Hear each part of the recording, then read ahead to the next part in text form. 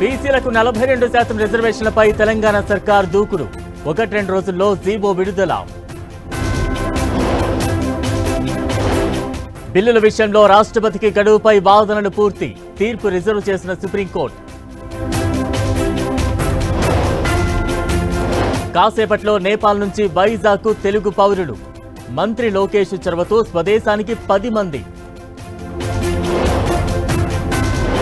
విజయవాడలో దడ పుట్టిస్తున్న డయేరియా.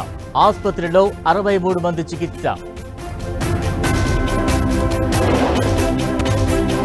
మంత్రాలయంలో పొంగి పొరులుతున్న వాగులు. వరద ప్రవాహంలో చిక్కుకున్న బస్సులు. కూకట్పల్లి మహిళా మర్డర్ కేసులో దర్యాప్తు ముమ్మరం.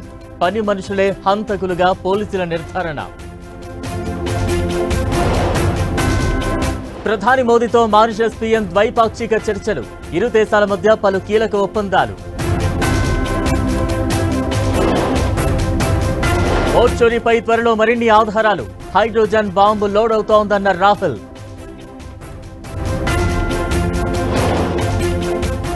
మహారాష్ట్ర గవర్నర్ పదవి నుంచి బయదొలిగిన సిపి రాధాకృష్ణన్. ఉపరాష్ట్రపతిగా రేపు ప్రమాణ స్వీకారం చేసే ఛాన్స్. సెక్యూరిటీ ప్రోటోకాల్స్ ఉల్లంఘించిన రాహుల్. చెప్పా పెట్టకుండా విదేశాలకు వెళుతున్నారన్న సిఆర్పీఎఫ్.